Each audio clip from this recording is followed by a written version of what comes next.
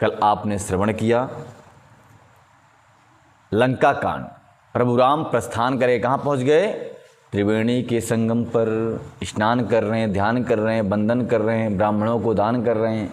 तीर्थों में जाकर क्या करना चाहिए? दान करना चाहिए। फोकड़ वाला भंडारा नहीं खाना चाहिए। जो चल रहा हो, चल तो रहा है, भंडारा खा लेते हैं। जो पुण्य करने गए हो, पाप लेके आ गए, वहाँ से खाने गए हो, खिलाने गए हो, इस बात का वाक का तो खाने जाते हैं हर जगह। ठीक है, तो तीर्थों में कभी भंडारा नहीं खाना चाहिए। अगर इमरजेंसी में खाना पड़ा तो उसका दान कर देना चाहिए। हैं, दान पीढ़ी रहती है ना जहाँ, वहाँ पे दान करना चाहिए। मैंने खाया तीर्थ में आकर किसी का, हैं, तीर्थ में किसी खाना नहीं चाहिए, खिलाना चाहिए। गरीब हो, संत हो, भिखारी हो तो खिला देना चाहिए, पर खाना नहीं चाहिए। तो तीर्थ में प्रभु राम पहुँचे अपने परिकर के साथ। परिकर मतलब अपने भाई बंधु और अपने प्रिय सगे संबंधियों के साथ पहुँचे। हनुमान जी महाराज संदेश दे के आ गए कि भरत जी सावधान हो जाओ, प्रभु आ रहे हैं, उनकी आरती की तैयारी करो, बंधन की तैयारी करो। क्यों आ रहे हैं? क्यों आरती बंधन की तैयारी करना चाहिए? क्योंकि प्रभु, जो व्यक्ति धर्म का काम करता है और धर्म पे विजय प्राप्त करके आता है, उसकी आरती बंधन करना चाहिए, अभिनंदन करना चाहिए। कि चोर लुचक्का की, दुर्गा की कभी आरती बंधन पूजा नहीं करना चाहिए। क्या फल मिलेगा उससे? पुण्य आत्मा पुरुष की आप अगर पूजा करते हैं, आरती करते हैं, बंधन करते हैं, तो निश्चित रूप से उस पुण्य आत्मा का पुण्य आपको भी प्राप्त होता है। किसी पाप आत्मा करेंगे तो आपको पाप मिलेगा, पाप प्राप्त हो जाएगा। चरण के बंधन करने का मतलब क्या है? इसीलिए शास्त्र कहते हैं कि हर किसी का चरण बंधन न करो और हर किसी से चरण बंधन कराओ भी मत। हैं, मान लो पापी पुरुष, एक बार क्या हुआ, एक पापी पहुंचा महात्मा के पास। बोले महात्मा जी क्या करूं, क्या करूं, मेरा पाप कैसे धुलेगा? सत्संग सुन रहा था, उसको लगा भाई अपने जीवन में मैंने बहुत पाप कर दिया। बोले क्या किया हो? बोले 70 मर्डर कर चुका हूं। कितना? 70। अच्छा महात्मा बोले बड़ा पापी है तो भाई। बोले हाँ महाराज, क्या करूं, शांति नहीं मन में। क्यों? जवानी ढल गई है।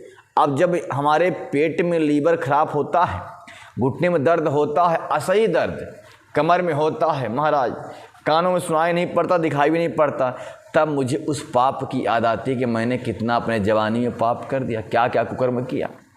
अभी दर्द हो रहा है महाराज, तो वही मुझे लगता है कहीं उसी से तो नहीं है। तो महाराज जी ने कहा कि अब तेरा तो मुक्ति बड़ी कठिन है भाई। बोले महाराज फिर भी कोई उपाय बताओ, क्योंकि संतों के पास हर समस्या का समाधान होता है, कुछ ना कुछ उपाय बताइए। महाराज जी ने कहा बालक एक झंडा ले ले, काला झंडा, और लेकर जहाँ तहाँ तीर्थों में भ्रमण करते रहो। जहाँ तुम्हारा काला झंडा भगवा कलर हो जाए तो समझ जाना कि तुम्हारा पाप धुल गया। अक्सर लोग काला ड्रेस ज़्यादा पहनते हैं आजकल कलयुग में, उनको बताना चाहते हैं कि मैं पापी हूँ एक नंबर का। भगवा पहनाओ तो नहीं नहीं नहीं, भगवा नहीं पहनेंगे हम। क्यों? कि हमको पुण्य नहीं प्राप्त करना। क्या प्राप्त करना है? पाप। हैं, चाहे छोकरी हो चाहे छोकरा, काला ही पसंद है लोगों को, क्योंकि बुद्धि एक कलुषित हो गई है। काका आपका काला नहीं, आपका तो नीला है, आपका काला नहीं। तो बुद्धि कलुषित है, इसलिए काला ड्रेस पसंद है। चला वो काला झंडा लेकर हरिद्वार पहुंचा, गंगा जी पहुंचा, त्रिवेणी पहुंचा, प्रयागराज पहुंचा, बनारस पहुंचा, कहीं भी, और काम क्या था उसका? मर्डर कर देना। एक जंगल से जा रहा था वो व्यक्ति, पापी, जंगल में देखा कि एक भाई अपनी बहन को बुला के ले जा रहा है घर ससुराल से। अब बहन भी खूब गहने सजी थी, भाई ससुराल जा रही थी। उसकी देवरानी ने, जेठानी ने, सासू माँ ने जो दिया था उसको रत्न धारण की थी। रास्ते में चोर पीछा कर लिए। अब भाईबा को तो मारे, अब बहन को ले गए झाड़ के पीछे। अब उसका गहना उतारने लगे, चिल्लाई बचाओ। ये जा रहा था खूंखार, जा रहा था, देखा बचाओ कौन कर रहा, किसी स्त्री की आवाज़। बोले हाँ, और फिर कहा चलो जान दो कि हम अपने से क्या करना है। जब और आगे निकला, दिखा उसको कि एक स्त्री को 2-4 चक्कू देकर वह छीन रहे हैं। जहां गाना जेवर। इसने बोला कि बचाना चाहिए, किसी की जान बचाना पुण्य है।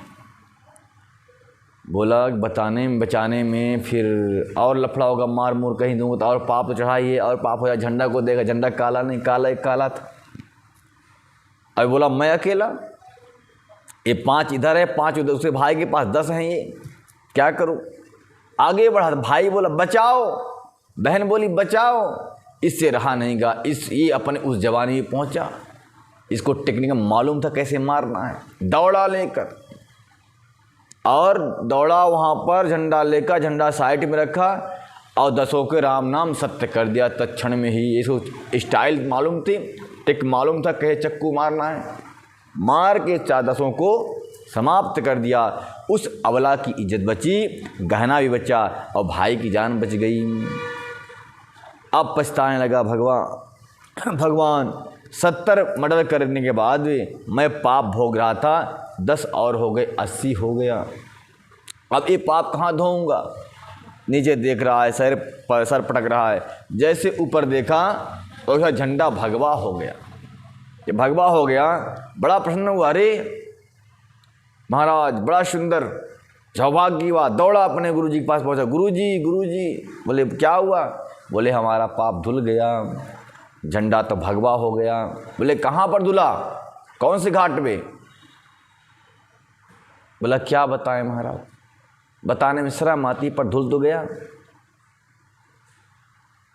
तो बोला कि मैं ऐसी बात हुई तो मैं सोचा कि अब अबला जान बचा रहा हूँ, 70 के तक पाप भोग रहा हूँ, 10 को और मार करके भोग लेंगे तो ये मानिए कि जैसे 70 वैसे 80 घाट पे हमारा पाप धुल गया।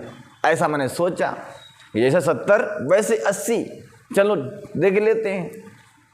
ऐसा सोचकर मैंने उस अबला की जान बचाई। उसी 80 घाट पर हमारा जो है भगवा रंग हो गया, हमारा पाप धुल गया। गुरु जी ने कहा धर्म की स्थापना चाहे हिंसा ही करने पर क्यों न हो, धर्म की स्थापना के लिए, धर्म के लिए चाहे हिंसा ही क्यों न करना पड़े, कर देना चाहिए। फिर आगे पास जितनी भी कट्टा बंदूक तलवार हैं सब निकाल के शत्रु को समाप्त करना चाहिए।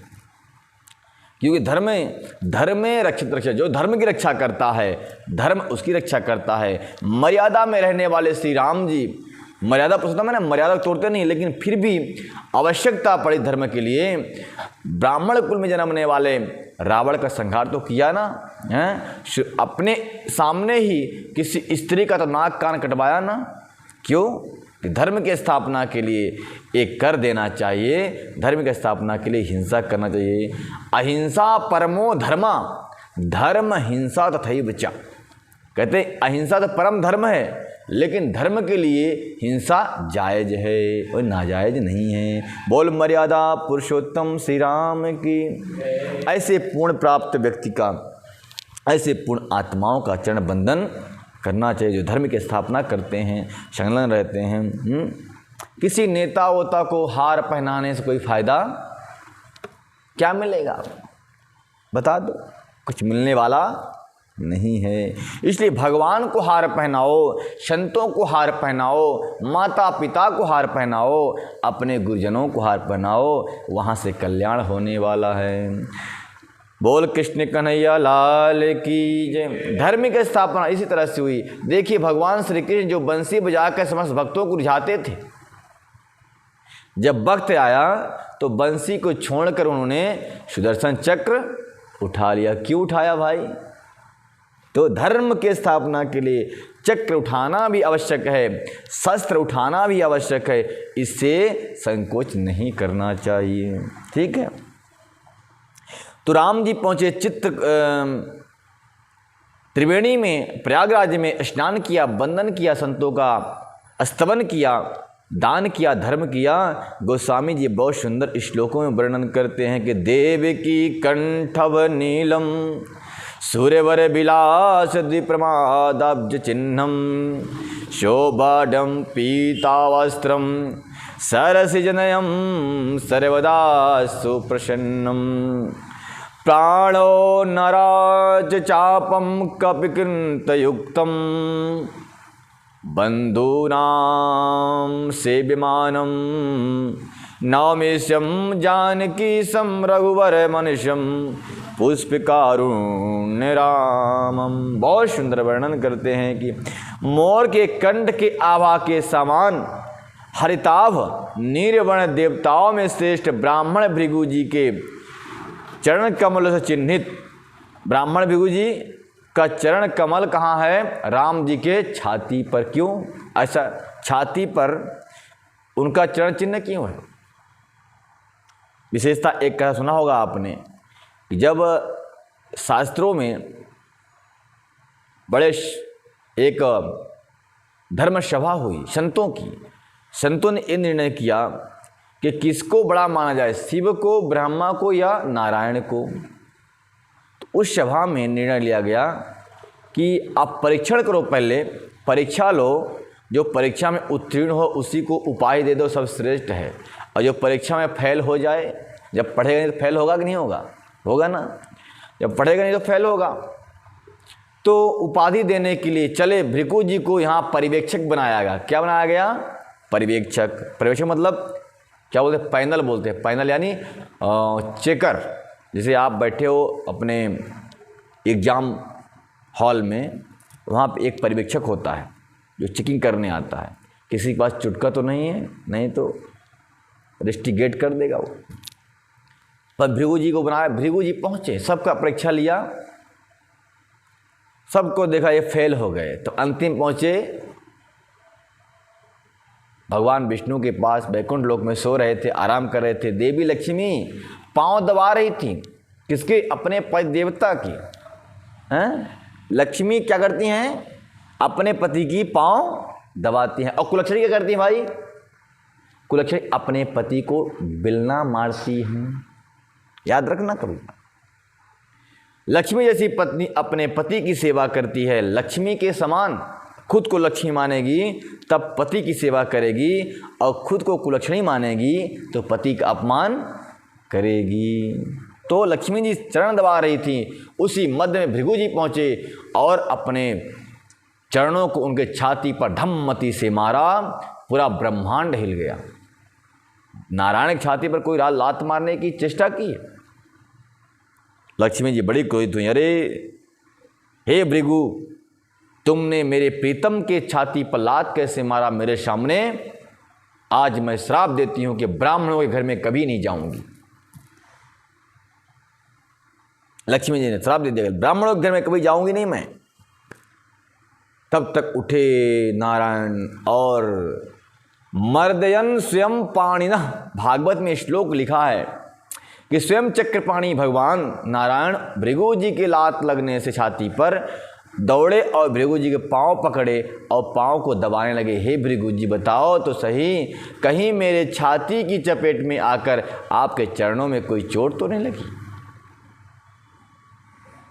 माता क्रोध में भरी हुई कि आपको लात मारे इन ब्राह्मणों ने, फिर भी आप उनके पांव दबा रहे हो, पांव की सेवा कर रहे हो। बोले क्या करूं?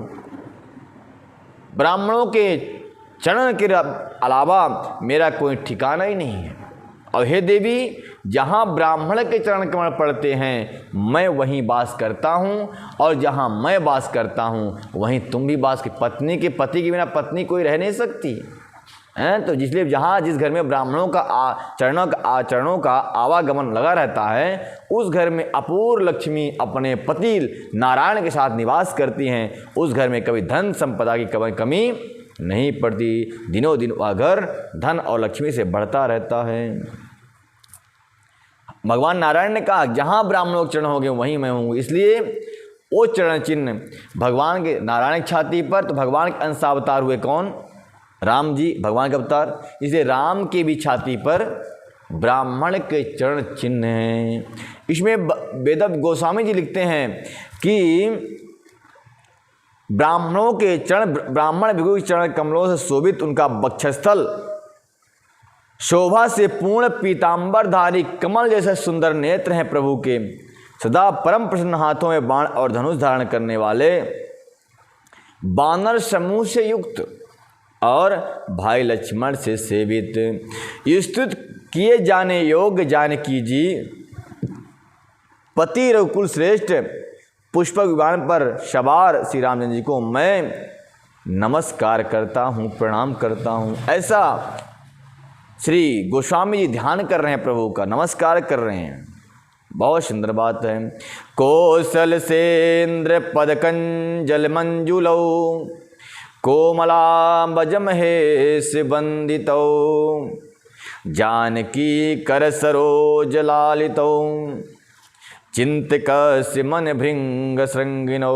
बहुत सुंदर बात है। जैसे कोई श्रृंगी पक्षी, श्रृंगी कीड़ा, श्रृंगी समझते हैं? नहीं समझते आप लोग। श्रृंगी कीड़ा क्या होता है? एक श्रृंगी कीड़ा होता है जो घरों में मिट्टी का घोंसला बनाता है, छोटा सा घोंसला बनाने के बाद वो जाता है बाहर से कहीं से किसी कीड़े को पकड़ के लाता है और उस मिट्टी घोंसले में उस कीड़े को वह श्रृंगी पक्षी डाल देता है और पैक कर देता है उसको। मिट्टी घोंसले, छोटे से घोंसले को पैक कर देता है और उसी घोंसले पर बैठकर वह राम नाम गुनगाता है, गुनगुनाता है। वह उसकी आवाज़ को सुनकर अंदर बैठा हुआ वह कीड़ा घोंसले में भयभीत होता है और भयभीत इतना होता है कि उसके भय से उसी के रूप को वह प्राप्त हो जाता है। फिर अंत में वह भृंगी कीड़ा जो अंदर बैठा हुआ है वह भृंगी के स्वरूप को प्राप्त करके उस घोंसले को फोड़कर अपने आप उड़ जाता है और भृंगी का स्वरूप प्राप्त कर देता है। तो यहाँ पे गोस्वामी जी कहते हैं कि जिस प्रकार से भृंगी प्रभु आपका चिंतन करता है, ठीक मैं भी उसी आपके उसी स्वरूप का चिंतन करता रहूं और अंत में मरने के पश्चात आपके परमधाम, आपके स्वरूप को प्राप्त कर लूं। यही उसका सार है।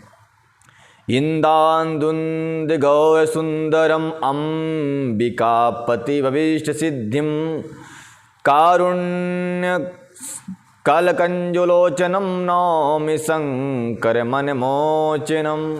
बहुत सुंदर गोस्वामी जी वर्णन करते हैं कि कुंद के फूल के चंद्रमा संग के समान सुंदर गौरवर्ण जगत जननी पार्वती के पति वांछित फल देने वाले, दुखियों पर सदा दया करने वाले, सुंदर कमल के समान नेत्र वाले, कामदेव से छुड़ाने वाले कल्याणकारी शंकर जी को भी मैं नमस्कार करता हूँ। क्योंकि यह अंतिम कांड की रचना कर रहे हैं, इसलिए सभी को वंदना कर रहे हैं। ये कौन? एक गोस्वामी जी महाराज हैं, गोस्वामी तुलसीदास जी महाराज सबकी वंदना कर रहे हैं। और बहुत सुंदर के दोहा हम कहते हैं कि रहा एक दिन अबध कर अति आरत पुर लोग जहाँ तहाँ सोचहि नारी नर नगर रम चहु ओर। गोस्वामी जी बहुत सुंदर वर्णन कर रहे हैं। ये कथा उन लोगों के लिए है जो सोचते हैं कि हमारे ऊपर दुख आ गया तो सुख कभी आएगा ही नहीं। उन लोगों को जरूर सुनना चाहिए कथा। तो कह रहे गोस्वामी जी कि राम जी के लौटने की अवधि का एक ही दिन बाकी रह गया है। अतएव नगर के लोग बहुत आतुर अवाधीर हो रहे हैं। राम के वियोग में दुबले हुए स्त्री पुरुष जहाँ तहाँ सोच विचार कर रहे हैं कि क्या बात है, राम जी क्यों नहीं आए। क्योंकि एक दिन बाकी है ना 14 वर्ष में, इसलिए अभी रुके हुए हैं कहाँ? प्रयागराज में। 14 वर्ष के बाद ही वह घर लौटेंगे। तो वो कह रहे हैं कि अभी तक क्यों नहीं आए। बड़े हर्ष है मन में, शरीर दुबला है, मानो 14 वर्ष तक अयोध्या में किसी ने भोजन नहीं किया, किसी ने विवाह नहीं किया, लोग ज्यों के त्यों हैं, किसी को संतान नहीं हुई अयोध्या में। इतने राम वियोग में वह व्याकुल थे। तो कह रहे हैं गोस्वामी जी सब व्याकुल हैं। और गोस्वामी जी कहते हैं कि वो सोच भी रहे हैं कि जो दुख उस दिन मिला था मुझे जब राम जी जा रहे थे, आज उनके आने पर उतना ही प्रसन्नता भी मिलने वाली है। इसलिए कभी दुख मिलता है, दुख से आक्रांत मत होना और सुख को पाकर कभी घमंडी मत होना, अहमी मत होना, ऐसा कहना तात्पर्य है। तो शगुन हो ही सुंदर सकल मन प्रसन्न सबके रे प्रभु आगमन जनाब जनु और नगरम चहु फेर। इतने में ही सुंदर शकुन होने लगे और सबके मन प्रसन्न हो गए। नगर भी चारों ओर से रमणीक हो गया, मानो सब के सब चिन्ह प्रभु के शुभ आगमन को जना रहे हों। समस्त कलियां खिल गईं, जो जिन तालाबों में पानी नहीं था अपने आप पानी से भर गया, और पुष्प अपने आप खिल गए, चारों तरफ सुगंध ही सुगंध फैलने लगी। कौशलादि मातु सब मन आनंद अस हो ही, आयहु प्रभु श्री अनुज सजुए, कहत चाहत आ सब कोई। कौशल्या आदि माताओं के मन में आनंद छा गया। आनंद मतलब अब वो अपने शुद्ध में नहीं है, अपने शुद्ध में नहीं है, चलती हैं तो माता जी की दुपट्टा जमीन पे घिसक रहा है, उनको पता ही नहीं कि मेरा दुपट्टा खिसक रहा है। इतनी मस्त हो गई, इतनी आनंदमय हो गई। और कोई कहता दूध लेके चलो, मैया पानी लेके दौड़ती है। कोई मंगाता है राम जी आ रहे हैं, अच्छा चावल लेके आओ, तो मैया गेहूं लेके पहुंचती है, इतनी अधीर हो रही। कोई कहता दीपक लाओ, तो मैया ज्योति लेके पहुंच जाती हैं। अनेक प्रकार के उनका जो मन है उनके बस में नहीं है। राम के दर्शन के लिए इतनी लालायित हो रही हैं माताएं, आनंद में भरी हुई, जैसे कभी कोई कहना ही चाहता है कि सीता जी और लक्ष्मण सहित प्रभु राम जी यहाँ आ गए। मतलब क्या था, मर्यादाएं थी, रानियां महल से बाहर जा नहीं सकती, पर कोई उनका चित्त हमेशा उस गेट पे लगा हुआ है, जिसके बजने से पता चलता है कोई आ गया। गेट पे लगा हुआ है चित्त, और चित्त में राम है, और कानों में उस गेट की आवाज़ सुनने की बहुत प्रतीक्षा हो रही है। कोई प्रहरी आएगा और कहेगा हे माताओं, राम जी पहुंच गए। इस चिंतन में डूबी हुई माताएं बहुत तैयारी करती हैं। गोस्वामी जी भी अपने शब्दों में कलम आगे बढ़ा देते हैं कि भरत नयन भुज दक्षिण, फरकते बारहि बार, जान सगुन मन हरस अति, लागे करन विचार। राम भरत जी के जो नेत्र हैं दक्षिण दिशा की ओर लगे हुए हैं, और उसी समय भरत जी की दाहिनी भुजा और दाहिनी आंख फड़कने लगी। भरत जी की दाहिनी आंख, देखिए पुरुष की दाहिनी आंख फड़के, दाहिनी भुजा पर दाहिना अंग फड़के तो शुभ माना जाता है, और स्त्री का बायां अंग, बाहिनी भुजा, बायां अंग फड़के, नेत्र इत्यादि तो शुभ माना जाता है। पुरुष का दायां और स्त्री का बायां, और अगर इससे विपरीत फड़के तो समझ जाना कोई अपशगुन होने वाला है। जब ऐसा हो ना तो भगवान का नाम जपना चाहिए, अपशगुन ना हो। हैं, कभी विपरीत अंग फड़कता है किसी का अगर, तो भगवान के स्मरण करे, अपने गुरु के स्मरण करे, नाम जपन करे, चिंतन करे तो कल्याण होगा, तो वो अपशगुन नहीं होगा। तो भरत जी की नज़र लगी हुई, बिछी हुई है कहाँ, दक्षिण दिशा में एक प्रभु राम आएंगे। तभी उस समय शगुन होने लगा, उनके अंग शुभ चिंता, शुभ अवस्था जो है बताने लगे। फिर क्या हुआ, कहूँ एक दिन अवधि अधारा, समुझत मन दुख भयहूँ अपारा, कारण कबन नाथ नहीं आयहूँ, जान कुटिल दीक दो मुझ बिसरायहूँ।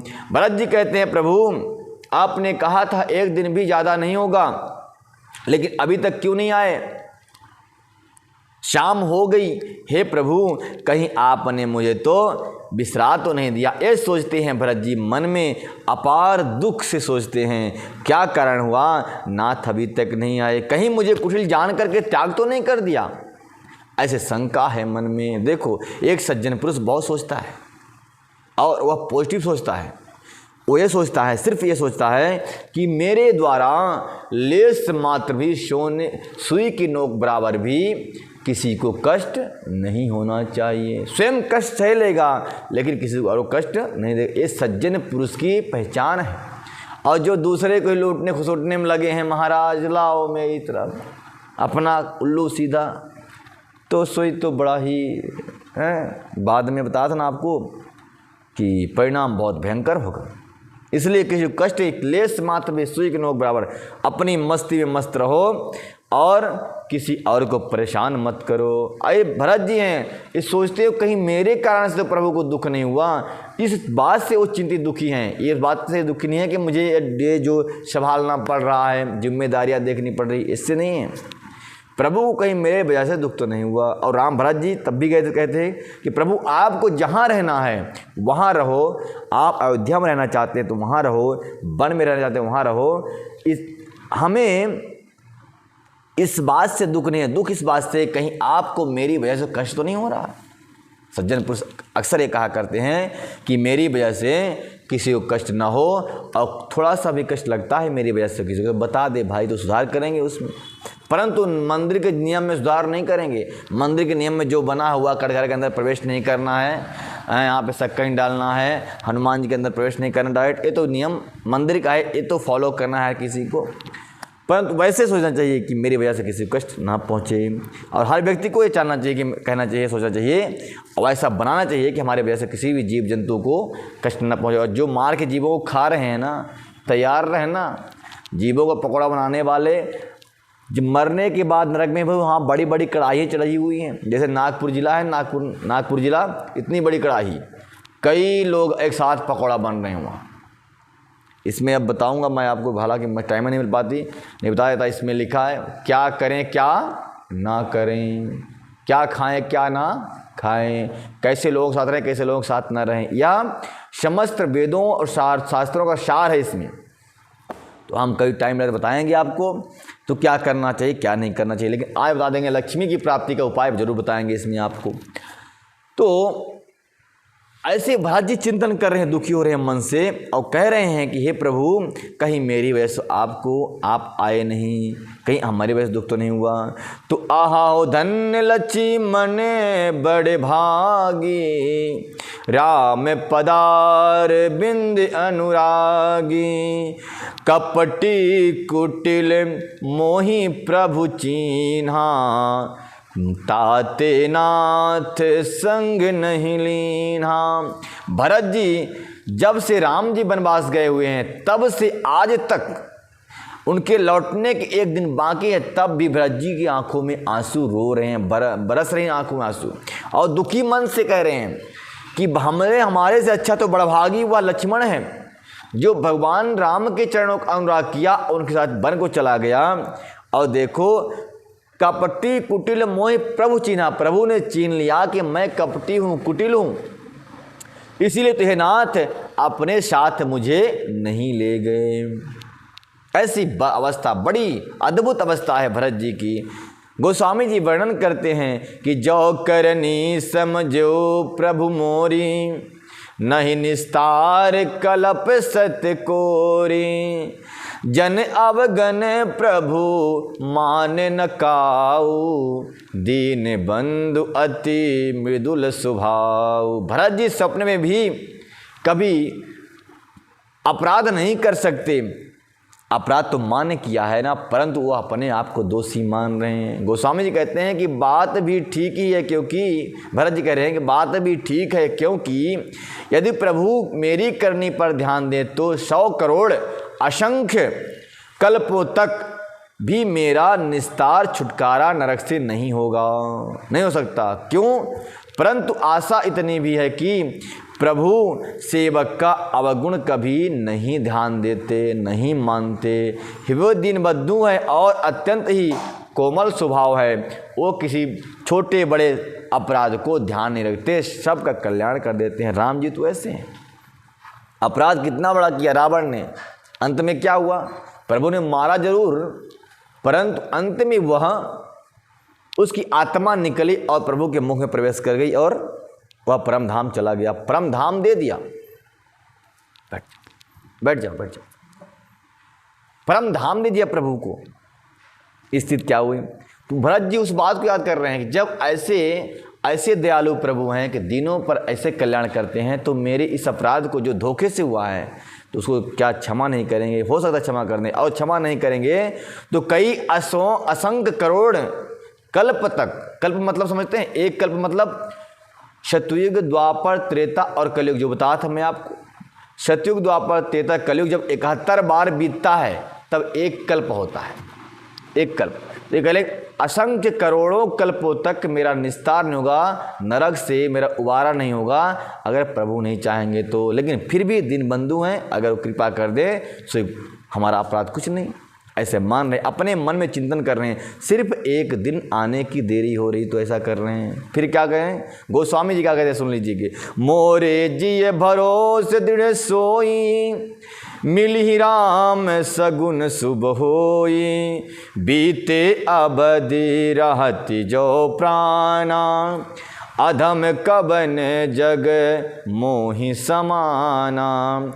कहते हैं भरत जी, ये तय मेरे हृदय में ऐसा पक्का भरोसा है कि राम जी मुझे अवश्य ही मिलेंगे, क्योंकि मुझे शगुन बड़े सुंदर हो रहे हैं। हमारी दाईं आँख फड़क रही है, दाईं भुजाएं फड़क रही हैं, दाहिना अंग हमारा फड़क रहा है, इसलिए शगुन तो अच्छे हो रहे हैं। इसका मतलब प्रभु मिलेंगे, मेरा काम सिद्ध होगा, है मेरी साधना सफल होगी। और क्या होगा, बोले बीते अवध जहाँ जो प्राणा। कहते हैं अवध के बीतने पर, अभी तो एक दिन बाकी है ना, बोले इसके बीतने पर भी अगर मेरे प्राण रह गए तो जगत में मेरे समान नीच कोई नहीं होगा। क्यों नहीं होगा, क्योंकि जो भी हुआ है आज तक हमारी वजह से ही हुआ है। भरत जी कहते हैं कि मेरा जन्म न होता कैकेयी के पेट से तो राम जी को वनवास न होता, मेरे कारण, मेरे लालच में तो मेरा पुत्र राजा बन जाएगा, राम को वनवास होता। यही तो उद्देश्य था कैकेयी का। तो यही उसी बात को लेकर ये चिंतित हैं कि मेरे कारण सब कुछ हुआ है, परंतु प्रभु चाहें तो हमें माफ़ कर सकते हैं, परंतु संसार में जीता रहा तो भी मैं सबसे ज़्यादा नीच कहलाऊंगा, क्योंकि कारण तो मैं ही हूँ। तो राम बिरह सागर महा, भरत मगन मन होत, विप्र रूप धरि पवन सुत, आई गयूं जन पोत। इतने अथाह दुख के सागर में भरत जी डूब रहे थे, तभी हनुमान जी महाराज मानो नौका बन के पहुँच गए और उस सागर से उनको ऊपर उठा लिया। दुख की सागर में चिंतन करते हुए भरत जी के सामने जब ब्राह्मण के रूप धारण करके हनुमान जी पहुँचे, तब उनके नयन जो हैं सजल हो गए, यानी कि नयन आँखों से प्रेम आश्रु बरसने लगा और आसन से उठ खड़े हुए ब्राह्मणों के चरणों में जाकर दंडवत प्रणाम करने लगे भरत जी, और कहा, हे ब्राह्मण देवता बताओ आप कौन हो, कहाँ से आगमन हुआ है। क्योंकि ब्राह्मणों का दर्शन ऐसे ही नहीं होता, जब कोई न कोई अच्छा सगुन होने वाला होता है तब इनका दर्शन हो जाता है और आपका सगुन हो जाता है। हनुमान जी दुर्बल शरीर भरत जी को जटाओं से मुकुट बनाए हुए देखा, राम राम रघुपति जपते और कमल के समान नेत्रों से प्रेमाश्रु जल बहाते शोक के आसन पर बैठे हुए देखा, तो हनुमान जी का भी हृदय बड़ा ही द्रवित हो गया। गोस्वामी जी कहते हैं कि देखते हनुमान अति हरे स्यों, पुलक गाते लोचन जल बरस्यों, मन मोह बहुत भांति सुख मानी, बोल्यो श्रवण सुधा समबानी। भरत जी दुख से आक्रांत हो रहे थे, अवस्था को हनुमान जी ने देखा। हनुमान जी देख करके बड़े हर्षित हुए, देखो ये तो कई गुना ज़्यादा मुझसे राम का भक्त है। शरीर दुबला है तो क्या हुआ, भक्ति तो दुबली नहीं है इसकी, भक्ति तो स्ट्रोंग है। अरे मान ले कोई हाथी जैसा शरीर पा भी जाए और भक्ति ना हो राम की, तो क्या शरीर हो, तो एक दिन राख का खजाना बनेगा, राख का ढेर बन जाएगा और कुछ होने वाला नहीं। तो भरत जी बड़े प्रसन्न हुए कि मेरे ज़्यादा भक्त हैं ये, तो पुलक गात लोचन जल बरस्यों। हनुमान जी की भी आंखों से आनंद के आंसू बरसने लगे। अब क्या कहा जाए, जब भक्त से भक्त मिलता है तो क्या आनंद होता है, ये तो भरत और हनुमान जी और भरत जी जाने या भक्त और भगवान जाने। तो मन मोह बहुत भां सुख माने, दोनों ही बहुत मन में सुख माने और बोले उस श्रवण सुधा संबानी। दुखित भरत को देख करके जो है हनुमान जी ने अमृत के समान, रस के समान वाणी बोले, जिससे भरत जी को आनंद और उनके मन को प्रसन्न करने वाली आत्मबल को बढ़ाने वाली थी।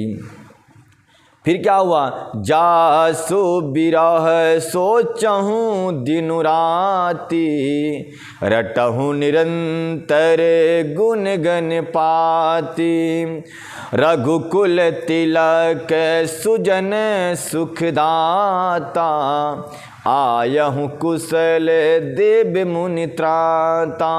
हनुमान जी बहुत सुंदर बात कहते हैं, हे भरत जी सुनिए, जिनके विरह में आप इतने दिन रात चिंतित रहते हैं, दुखित रहते हैं और घुलते रहते हैं, और वही जिनके गुण समूह को, पंक्तियों को आप निरंतर रटते रहते हैं, वही रघुकुल के तिलक, सज्जनों को सुख देने वाले, दुर्जनों को नहीं, सज्जनों को सुख देने वाले रघुकुल शिरोमणि श्री रामचंद्र जी बहुत सारे संत ऋषि मुनियों के साथ में सकुशल प्रयागराज में पहुंच चुके हैं, और आप घर भी आने वाले हैं। बहुत सुंदर बात, आयो कुशल देव मुनि त्राता, देवताओं और महात्माओं को त्राण देने वाले, रक्षा करने वाले श्री राम जी आ गए कहाँ, प्रयागराज में। और रघुकुल तिलक सुजन सुखदाता, सुजन मतलब सज्जन, दुर्जन नहीं, सज्जन को सुख देने वाले प्रभु राम जी आ गए हैं, आ गए हैं। दुर्जन को दुख देते हैं वो,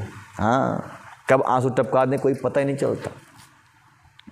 रिपुरन जीति सुजस सुर गावत, सीता सहित अनज प्रभु आवत, सुनत बचन बिसरे सब दुखा, त्रिशवंत जिमि पाई पीयूषा। जैसे राम जी, भरत जी हनुमान जी का भजन सुन करके उसी तरह से सारे दुख को भूल गए, जिस प्रकार से कोई दुखित पानी का प्यासा पानी पाकर प्यास बुझा लेता है और प्यास को भूल जाता है, ठीक उसी प्रकार से उनके अमृत के समान वचन को सुन करके सारा का सारा दुख भरत जी का भाग गया। क्या दुख था, क्या सुना उन्होंने कि सीता सहित अनुज प्रभु आयहूँ, सीता के साथ में हे भरत जी अनुज राम जी, और सीता के साथ राम जी, लक्ष्मण और सीता मैया आ गए हैं। कहाँ आ गए हैं, अवधपुरी को लिए आ रहे हैं। तो इतना वचन सुन करके भरत जी जो हैं अपने दुख को भूल गए। गोस्वामी जी बहुत सुंदर वर्णन करते हैं, सारे दुख भूल गए। जैसे प्यासा आदमी अमृत पाकर प्यास के दुख को भूल जाता है, ठीक उसी प्रकार से भरत भी राम जी का संदेश सुन करके सारा के सारे दुख को भूल गए और अपनी आत्मा में चिंतन करने लगे। को राम जी पूछते हैं कि परिचय हनुमान जी का, आप कौन हो? तो हनुमान जी पूछ रहे हैं, को तुम तात कहाँ ते आए, मोहि परम प्रिय बचन सुनाए, मारुत सुत मैं कपि हनुमाना, नाम मोरु सुनो कृपा निधाना। हनुमान जी अपनी परिचय दे रहे हैं। जब इन्होंने कहा कि हाउ आर यू, कौन हो आप, तो बता रहे सुनो, आई एम यर सुत, यर पुत्र हूँ मैं, सुत हूँ। हनुमान जी महाराज बहुत सुंदर बताया। और फिर कहा कि राम जी का विदूत भी हूँ, ये समझ लो। मैं मारु सुत हूँ, हनुमान हूँ, पवन पुत्र हनुमान हूँ, और मेरा नाम मेरा जो है वह सुनो कृपा निधान। हे कृपा निधान भरत जी, मेरा नाम सुन लो, मैं पवन सुत हूँ और आपको संदेश देने के लिए आया हूँ। बहुत प्रसन्न हुए भरत जी महाराज वचन को सुन करके। दीन बंधु रघुपति कर किंकर, सुनत भरत भेंट उठ सादर। जब भगवान भरत जी ने जाना कि राम का दूत है, किंकर मतलब दूत होता है, राम जी का दूत है, सेवक है, तो सुनते ही भरत जी उनसे बैठने लगे, हृदय से लगा लिया। और फिर क्या हुआ, मिलत प्रेम नहीं हृदय समाता, नयन स्रवत जल पुलकित गाता। कहते हैं हृदय में इतना प्रेम उमड़ा कि प्रेम समाता ही नहीं, वह प्रेम रस आँखों के प्यालों के द्वारा धरती पर गंगा और जमुना के समान बरसने लगा, और यह पुलकित शरीर रोमांचित होने लगा। आनंद में डूब गए दोनों, कौन, भरत और हनुमान जी। कपि तब दरस सकल दुख बीते, मिले आज मोहि राम प्रीते। बार बार बूझी कुशलता, तो कहो देव कहा सुन भ्राता। भरत जी हृदय से लगा लिए हनुमान जी को। अब हनुमान जी हृदय से लगे हुए, कंधे पर उनके सिर रखा हुआ है। अब भरत जी उसी अवस्था में, उसी आनंद में डूबकर पहुँचते हैं कि हे भरत जी ने कहा, हे हनुमान, तुम्हारे दर्शन से मेरे समस्त दुख समाप्त हो गया और दुख का अंत हो गया। तुम्हारे रूप में आज मुझे प्यारे राम जी ही मिल गए। भरत जी ने बार बार कुशल पूछी और कहा, हे भाई सुनो, इस शुभ संवाद में के बदले में तुम्हें मैं क्या दे दूं, तुम्हें मैं क्या दे दूं। बहुत सुंदर संदेशा है। तो हनुमान जी क्या कहते हैं, सुन लीजिए। यही संदेश सरित जग माही, कर विचार देखूं कछु नाही। नहित तात उरिन मैं तो ही, अब प्रभु चरित सुना बहु मोही। भरत जी कहते हैं, भरत जी कौन है? अत्यंत पराकाष्ठा को पार करके राम की भक्ति करने वाले का नाम भरत है। तो भरत जी कहते हैं, हे हनुमान, इसमें संदेह नहीं कि इस लोक में इस संदेश के बदले मैं तीनों लोकों में ढूंढूं तो कोई दूसरी वस्तु आपको गिफ्ट करने के लिए नहीं मिलेगी, क्योंकि ये संदेश इतना श्रेष्ठ है कि इसकी तुलना में कोई और वस्तु हो ही नहीं सकती। फिर भी हे हनुमंत, मैं कहता हूँ कि आज के बाद जीवन में मैं आपसे कभी ऋणी नहीं हूँ, सदा ही आपका ऋणी रहूँगा। और हे हनुमान, एक काम करो। क्या? बोले, हमको राम कथा सुना दो। जो कथा आप लोग सुन रहे हैं ना, वही कथा भरत जी कहते हैं, वो राम कथा मुझे सुना दो। अस्य प्रभु चरित सुना बहु मोही। रामचरित मुझे सुनाओ हे प्रभु, हे हनुमान जी सुना दो। जब तक प्रभु न आ जाएं हमारे घर में अयोध्या में, तब तक मुझे राम कथा सुनाते रहो, मैं उसी में मस्त रहूँगा। तब हनुमंत नाई पद माथा, कहे सकल रघुपति गुण गाथा। कहु कपि कहूँ कृपाल गोसाई, सुमिरहु मोहि दास की नाई। गोस्वामी जी बहुत सुंदर वर्णन करते हैं कि भरत जी किस प्रकार याचना करने पर, रिक्वेस्ट करने पर हनुमान जी महाराज ने राम कथा का आयोजन कर दिया। वहीं पर तो बैठे हनुमान जी व्यास गद्दी पर और भरत जी नीचे बैठ गए, हाथ जोड़कर सुनाओ महाराज। तो गोस्वामी जी लिखते हैं कि तब हनुमान जी ने राम जी के चरणों में मस्तक नवा करके श्री रघुनाथ जी की सारी गुणगाथा, सारी कथा कहने लगे। भरत जी ने पूछा, हे हनुमान, कहो कृपालु स्वामी श्री रामचंद्र जी कभी मुझे अपने दास की कभी याद करते हैं क्या? तो हनुमान जी कहने लगे, निज दास ज्यों रघुवंश भूषण, कबहु मम सुमिरत कियो। सुनि भरत बचन विनीत, अति कपि पुलक तन चरणहि परो। रघुवीर निज मुख जासु गुण गण, कहत अग जगन्नाथ जो। कहे हो न हो ही विनीत परम पुनीत, दश गुण सिंधु सुतान सो।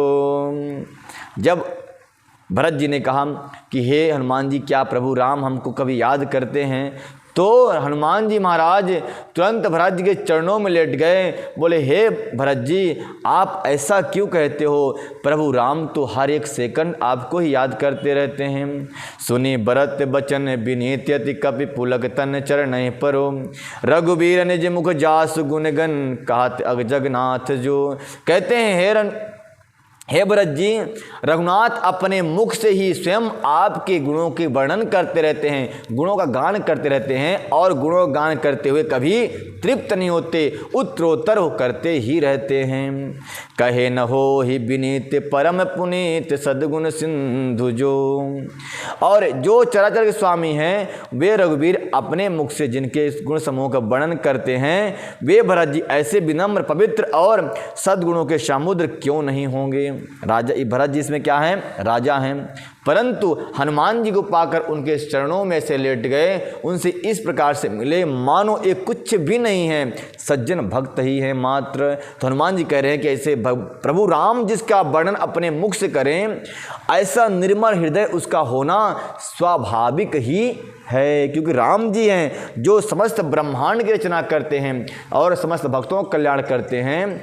ऐसे राम जी अगर किसी का वर्णन करें तो उस व्यक्ति में कुछ न कुछ खासियत अवश्य ही होगी। बोल मर्यादा पुरुषोत्तम श्री राम की जय। राम प्राण प्रिय नाथ तुम, सत्य बचन ममतात, पुनि पुनि मिलत भरत सुनी, हरस न हृदय समात। हनुमान जी ने कहा, हे नाथ, हे भरत जी सुनो, आप श्री राम जी को प्राणों के समान प्रिय हैं और हे तात, मेरा वचन सत्य है यह जानकर भरत जी बार बार मिलते हैं, हृदय में हर्षित होते हैं और समाते हैं, हर्षित होकर समाता नहीं हृदय, और नेत्रों से निरंतर आंसू बरसते रहते हैं। भरत चरण सिर नाय तुरत, गयहूँ कपि राम ही पाहि, कही कुशल सब जाई, हरष चले प्रभु जान चढ़े। कहते हैं गोस्वामी जी कि भरत जी को सारा संदेशा सुनाकर, राम कथा सुना करके हनुमान जी महाराज पुनः प्रयागराज की तरफ चल पड़े और वहाँ जाकर के सुनाया राम जी से कि हे प्रभु, देखिए भरत जी आपसे मिलने के लिए कितने उतावले हो रहे हैं। मीन आदि का प्रेम का कवि गण करें बखान, प्रीत साची सराहियो निरसत निकले प्राण। एक भक्त कहता है कि मीन के और मीन मतलब मछली और जल के प्रेम को कविगण, बड़े बड़े कविगण जो है तो वर्णन करते हैं, लेकिन वह मीन और मछली और जल का कोई प्रेम बड़ा प्रेम नहीं है। क्यों? कहते हैं कि मछली तो जल से जब अलग होती है तो कुछ सेकंड तड़पती है, तड़पती है ना, 2 मिनट 3 मिनट 2.5 मिनट जो भी है तड़पती है। बोले वो सच्चा प्रेम नहीं है, जल की बिना तड़प रही है, तड़प के मर जाती है कुछ देर बाद, वो सच्चा प्रेम नहीं है। बोले कौन सा प्रेम सच्चा है? बोले बिछुड़ते ही तुरंत 1 सेकंड भी ना लगे और प्राण त्याग दे तो मानो सच्चा प्रेम है वो। तो वो क्या है? बोले द्रौपदी का प्रेम। जब जाना उन्होंने, कुंती बुआ ने जाना कि रघुनाथ जी श्री कृष्ण कन्हैया चले गए परम धाम इस धरातल को छोड़ करके, तो तुरंत ही उनके प्राण निकल गए, जैसे सूखे हुए केले कंबे की तरह गिरी और झटके से प्राण निकल गया हैं। अनेक देवियों ने सुना प्राण निकल गया। दशरथ महाराज ने सुना कि राम जी चले गए, तुरंत प्राण निकल गया। बोले ये सच्चा प्रेम होता है? वो प्रेम नहीं कि मैं तेरी याद में तड़प रहा हूँ बरसों से, वो क्या प्रेम है? ये तमाशा है, सौदा है।